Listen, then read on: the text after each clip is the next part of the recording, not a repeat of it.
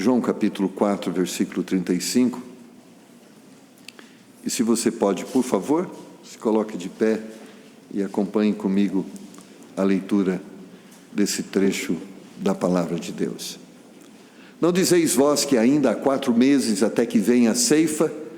Eis que eu vos digo, levantai os vossos olhos e vede as terras que já estão brancas para a ceifa. Deus, o Senhor sabe quem eu sou. E graças te damos, porque eu sei que o Senhor não espera nada de mim, porque eu, como homem natural, não tenho como produzir nada que agrade e honre ao Senhor. Mas eu também creio no poder do Teu Espírito Santo, que faz com que pessoas como eu possam ser usadas pelo Senhor, para que o nome do Senhor seja glorificado. Então me coloco diante do Senhor e peço humildemente que o Senhor use a minha vida para abençoar os meus irmãos, que aqui vieram, não para me ouvir, mas para ouvirem o Senhor. Abençoe eles, fale aos seus corações, faça-os entender a sua vontade para as suas vidas, em nome do Senhor Jesus. Amém. Poder sentar, irmãos. Qual será a sua reação se alguém do seu lado está precisando de comida e você não vê?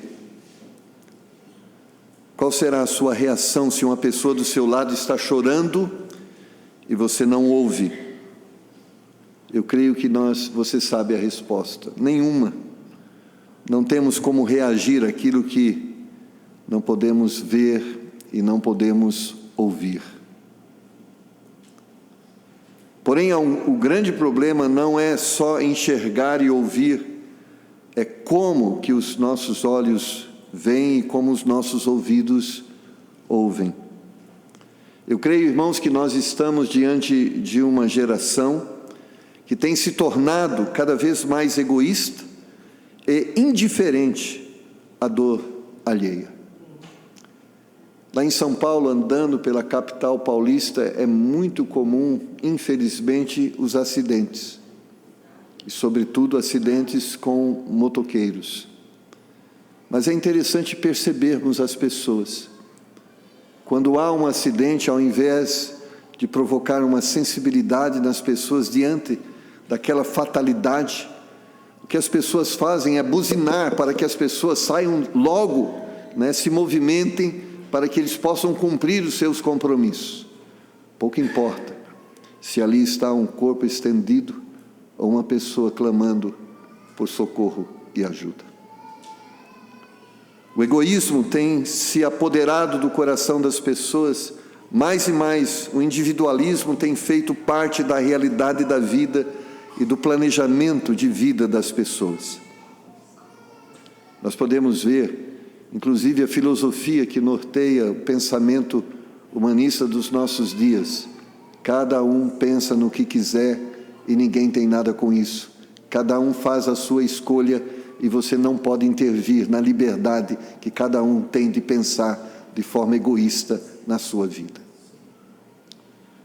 Quando a gente pensa também na religiosidade, nós podemos perceber que as pessoas também, mesmo nas igrejas, é interessante, esse pensamento egoísta centrado em si mesmo tem se apoderado do coração das pessoas.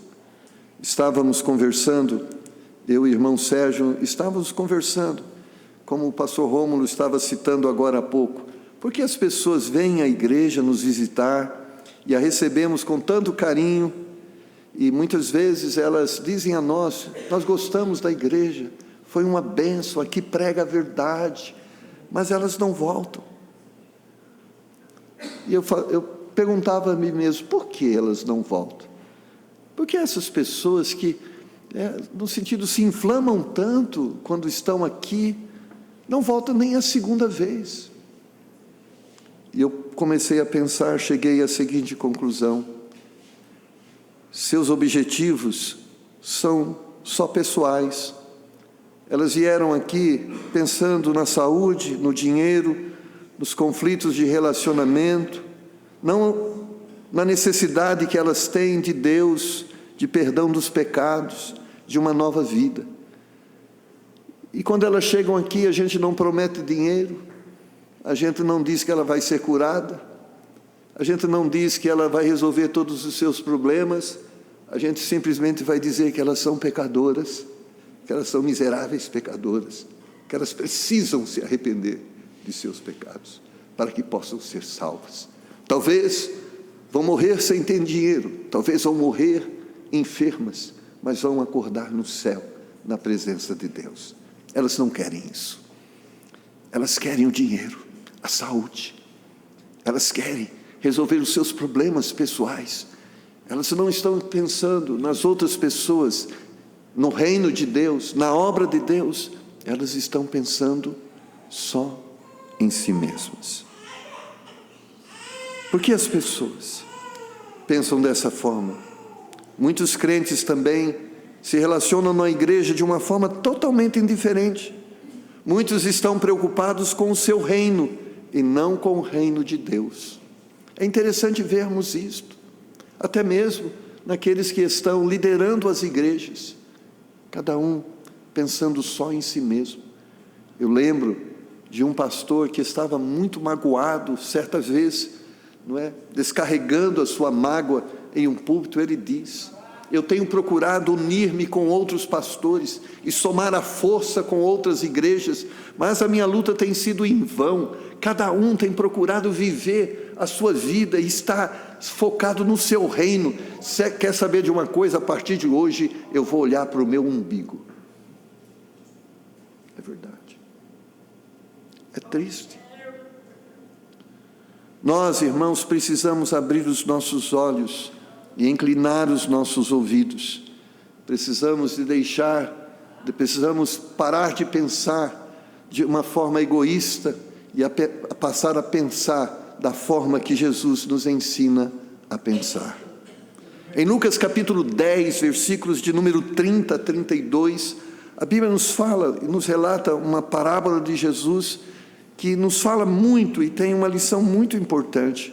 Diz assim: respondendo Jesus, disse: descia um homem de Jerusalém para Jericó e caiu nas mãos dos salteadores, os quais os despojaram e, espancando-o, se retiraram, deixando-o meio morto. E ocasionalmente descia pelo mesmo caminho certo sacerdote, e vendo-o, passou de largo. E de igual modo também um levita, chegando àquele lugar e vendo-o, passou de largo. É interessante pensarmos que o texto revela: vendo, não fizeram nada. Quem viu no texto e não fez nada? A Bíblia relata que quem viu e não fez nada foram aqueles que receberam a missão de ver e fazer alguma coisa. Foi um sacerdote, foi um levita, foram homens religiosos que aprenderam e teriam que ter aprendido na palavra de Deus acerca do amor, que não deveriam ser indiferentes ao sofrimento alheio, eles deveriam ser sensíveis ao sofrimento. Talvez, e com certeza, estes deveriam ser os primeiros a se interessar. Mas estes, infelizmente, ignoraram. E como é triste nós chegarmos a esta realidade. Como falta obreiros na seara do Senhor. Se for conversar com o pastor Rômulo e com outros pastores, comigo também, que temos trabalhado com outras igrejas, qual o maior problema hoje da obra de Deus? Falta homens, mulheres que estejam interessadas em servir a Deus. E por quê? Porque os homens e mulheres que deveriam estar interessados estão pensando em suas carreiras profissionais, estão pensando na vida a partir da perspectiva terrena, servem simplesmente a si mesmo, desinteressam-se pelas coisas de Deus. É interessante você conversar com as pessoas no dia a dia. Você pergunta a elas: você tem orado? Você tem lido a Bíblia? Pastor, não tenho tempo, levanto muito cedo, me dedico ao trabalho, estudo, tantos trabalhos, não tenho tempo para estas coisas. Para o ministério, menos ainda. Nós, irmãos, deveríamos ser as pessoas mais sensibilizadas diante da realidade que estamos vivendo. Estamos vivendo em um mundo doente, enfermo emocionalmente, enfermo espiritualmente, enfermo fisicamente. Nós temos aprendido na palavra de Deus que Deus tem nos exortado a sermos sensíveis às necessidades das pessoas, porque foi assim que Jesus, quando esteve entre nós, nos ensinou. Jesus não foi indiferente ao sofrimento das pessoas. Por outro lado, o que fez com que muitos o seguissem e procurassem por ele é porque ele era diferente dos outros, eles se importavam com ele. Estamos muitas vezes pensando em nós mesmos, e é interessante que o livro de Jonas fala claramente sobre isso. Jonas, no capítulo 4, versos 10 e 11, a Bíblia diz: E disse o Senhor: Tiveste tu compaixão da boboreira, na qual não trabalhaste, nem a fizeste crescer, que numa noite nasceu e numa noite pereceu. E não é de eu ter compaixão da grande cidade de Nínive, em que estão mais de 120 mil pessoas que não sabem discernir entre a sua mão direita e sua mão esquerda, e também muitos animais. Estamos mais preocupados com as aboboreiras do que com as almas que estão indo para o inferno. Estamos preocupados com o carro, com a casa, com a roupa, com o próximo bem, com a próxima posse, e muitas vezes nos tornando insensíveis diante de um mundo totalmente perdido, descaracterizado e afastado da paz de Cristo. Sabe o que é triste na história de Lucas capítulo 10, versos 30 e 32? Está lá registrado, eu falo triste, eu quero que você entenda isso, nos versos 34 a 37 de Lucas 10, a Bíblia diz assim: Mas certo samaritano, viajando, veio até ele, e vendo-o, foi movido de íntima compaixão. E aproximando-se, atou-lhes a ferida, deitando-lhes azeite e vinho, e pondo-o sobre o seu animal, levou-o para uma estalagem e cuidou dele. E partindo no outro dia, tirou 2 dinheiros e deu ao hospedeiro, e disse-lhe: Cuida dele, tudo que demais gastares, eu te pagarei quando voltar.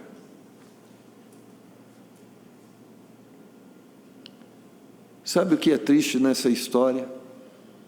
É que o levita e o sacerdote, que deveriam tomar a iniciativa, não fez. E aquele que não se esperava isto, ou seja, o homem comum, um homem até discriminado socialmente, sabe o que é triste, irmãos? O que nós deveríamos estar fazendo, outros que julgamos inadequados estão fazendo. Porque para os judeus dizer que o samaritano foi mais nobre do que eles, isto era uma ofensa. Sabe o que é triste? É que o que nós deveríamos estar fazendo, as ONGs estão fazendo, os espíritas estão fazendo, os testemunhas de Jeová estão fazendo, os mórmons estão fazendo, os pentecostais estão fazendo, os muçulmanos estão fazendo. Deveríamos ser nós, que estaríamos batendo nas portas a falar de Cristo. Deveríamos ser nós preocupados com o sofrimento e com a fome das pessoas que estão à nossa volta. Deveríamos ser nós.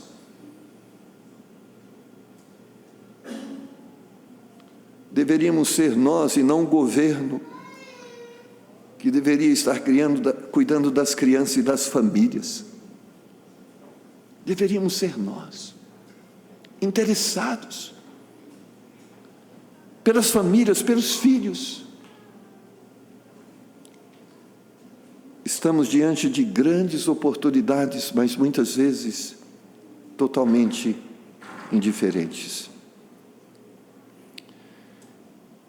Nós começamos um trabalho lá em Angola, na África.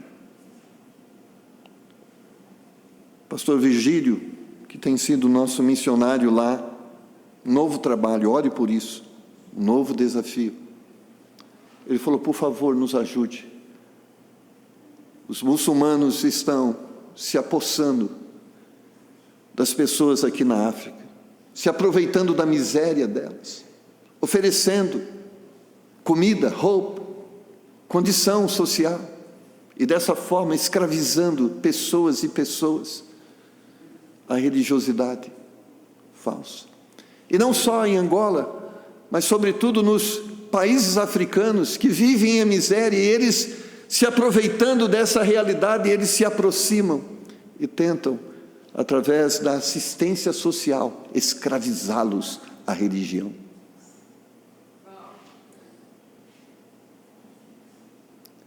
Certa vez ouvi o testemunho de um fato. Uma certa pessoa marginalizada pela sociedade estava entregue à sua sorte. Certas pessoas de uma certa religião que para nós herege, se aproximou dela, ofereceu ajuda, deu banho, comida, emprego, restaurou aquela pessoa socialmente. Certa vez chegou um crente fundamentalista, bíblico, e disse a ela: você está no lugar errado. Ela disse: quando eu estava marginalizada, ninguém se aproximou de mim. O herege me acolheu, me vestiu, me alimentou, deu-me dignidade, e vocês estão certos? Vocês são os bíblicos? Que vergonha!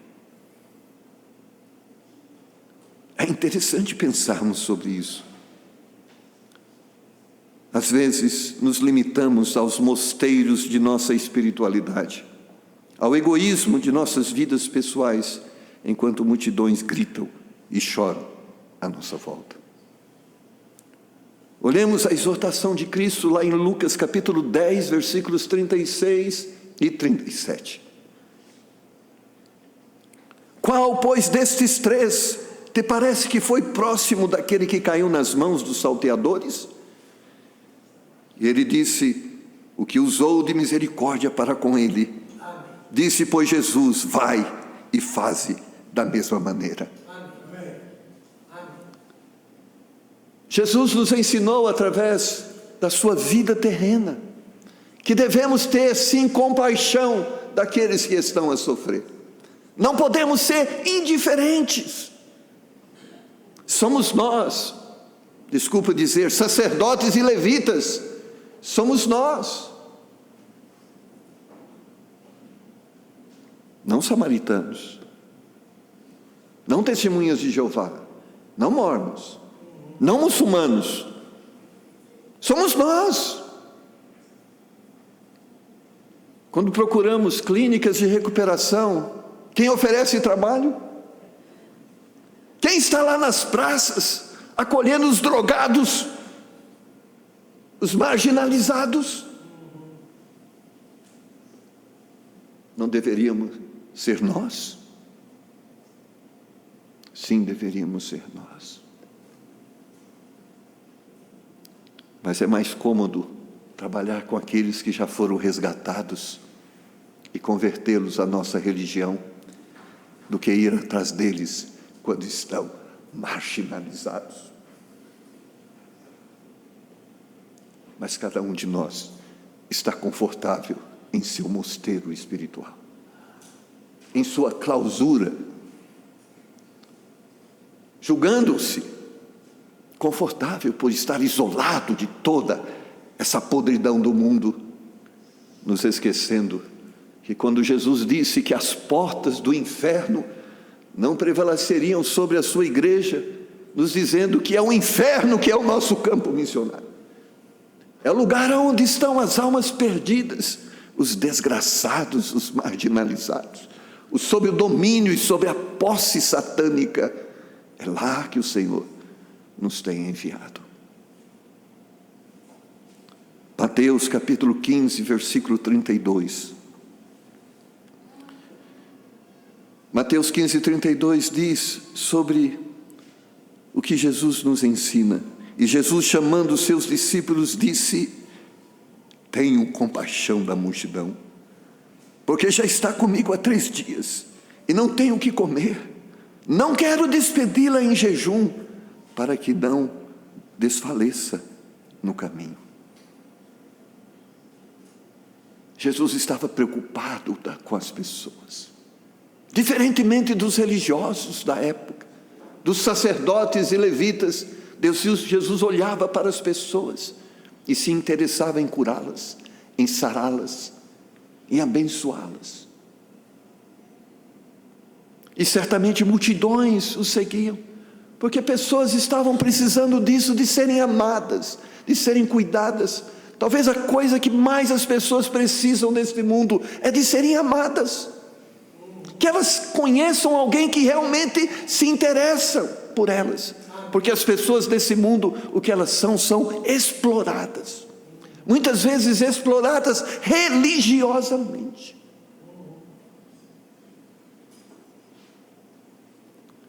Tem um rapaz que trabalha lá na construção da nossa igreja.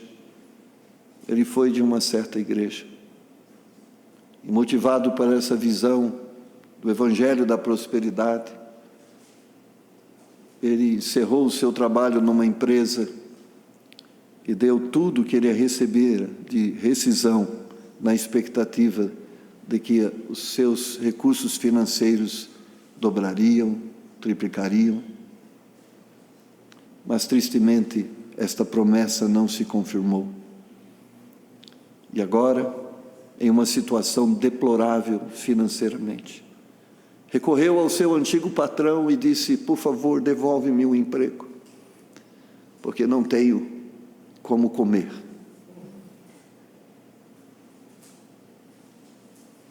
Quantos estão assim, explorados pela mentira, enganados pelas falsas doutrinas?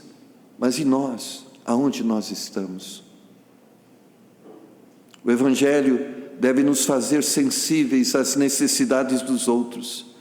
Eu creio, irmãos, que uma das coisas que mais a Bíblia enfatiza, muitas coisas são importantes, o amor, a esperança é importante, a fé é importante, mas o mais importante é o amor. Amém. O mais importante é o amor. 1 Coríntios capítulo 13 vai dizer isso. Se eu não tiver amor, nada serei. Nada que eu faço tem sentido ou significado. E uma das coisas que nós vemos nos nossos dias, a Bíblia nos alerta dizendo que, porventura, quando Jesus vier, achará a fé, achará amor. O amor tem se esfriado no coração das pessoas, e no mundo de egoístas, a igreja tem se tornado, infelizmente, adepta a esse pensamento. Deus está convidando você a abrir os seus olhos e abrir os seus ouvidos. É interessante o testemunho do pastor Thomas. Não é porque eu estou aqui na frente de Rômulo e Raquel, é uma verdade. Uma das coisas, um dos privilégios do pastor Thomas é evangelizar mendigo. Você sabe disso, Raquel? Ele gosta disso. Ele se aproxima deles, ele tenta os ajudar, tenta os motivar, evangelizar, e daqui a pouco ele traz para a igreja.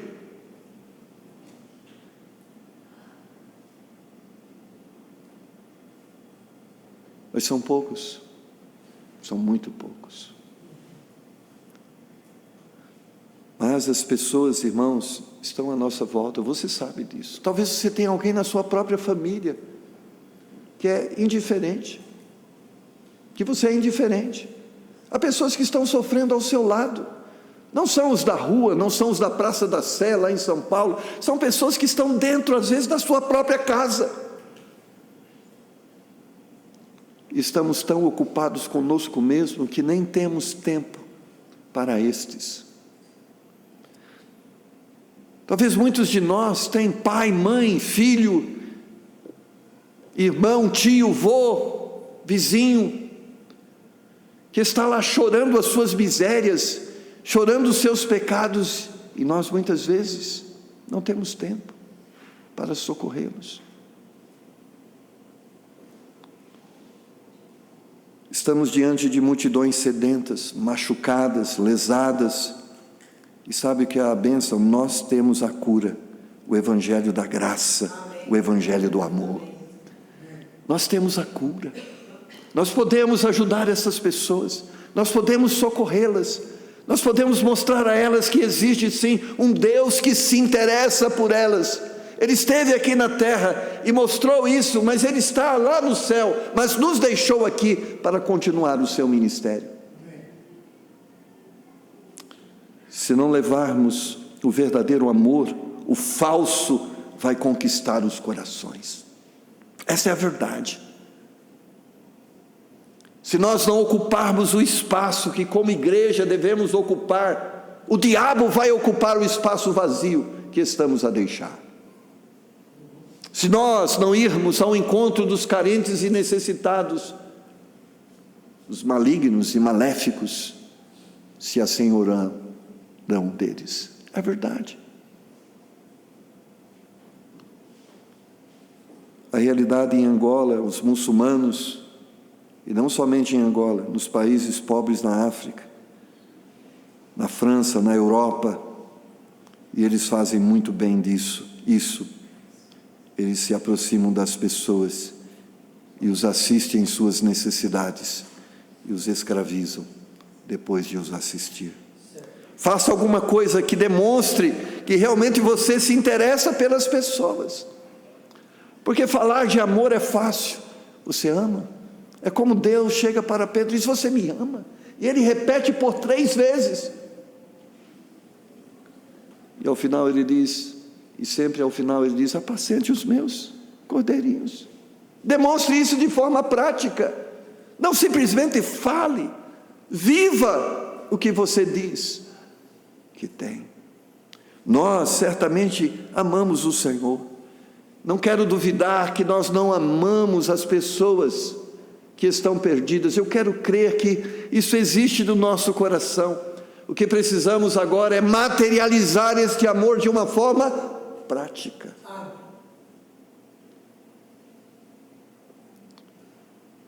Irmãos, faça alguma coisa que demonstre que você ama a Deus e a sua obra. Amor não é palavra, é ação. Quem ama a Deus vai estar disposto a aceitar os desafios que Ele propõe.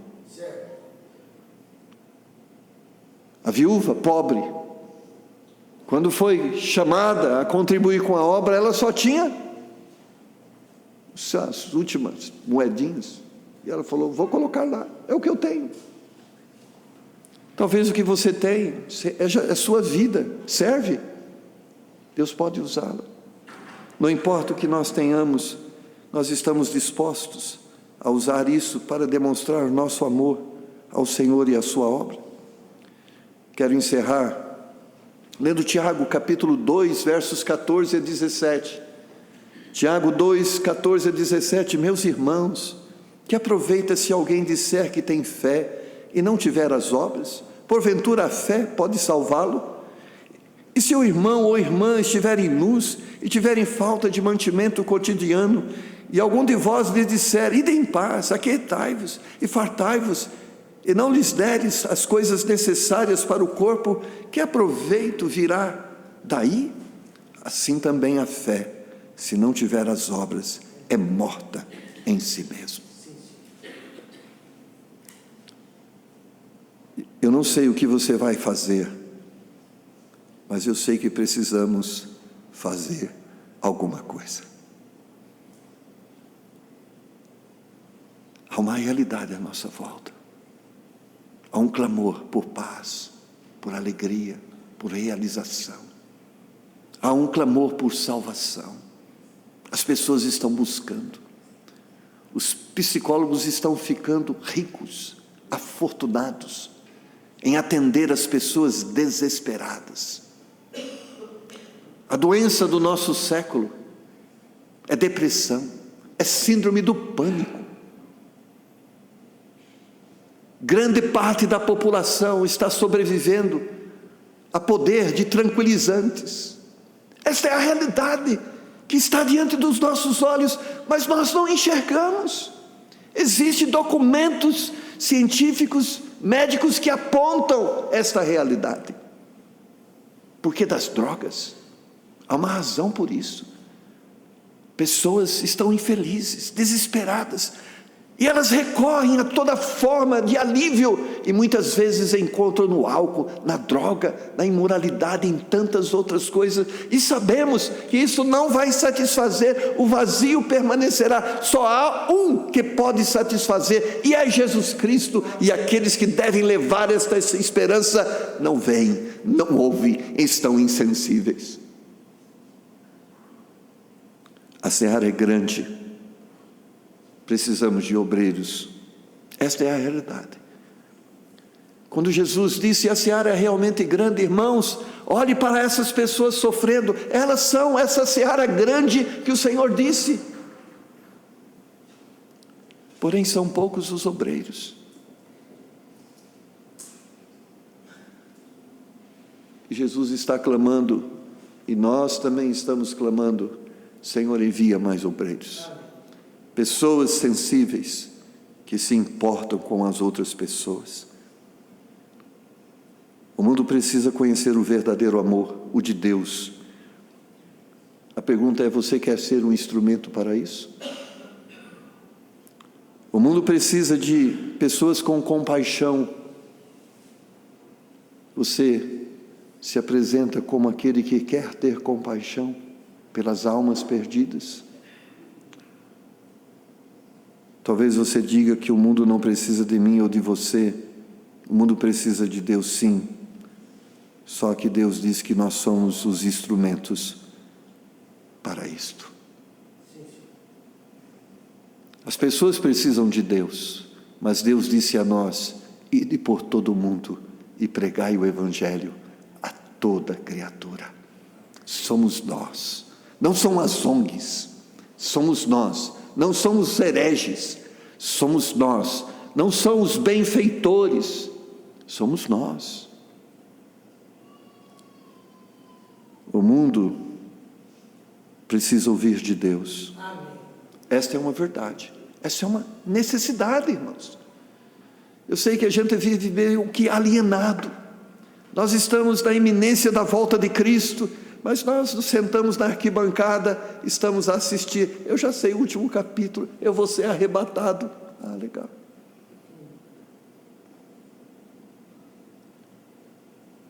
Sua família vai ser arrebatada?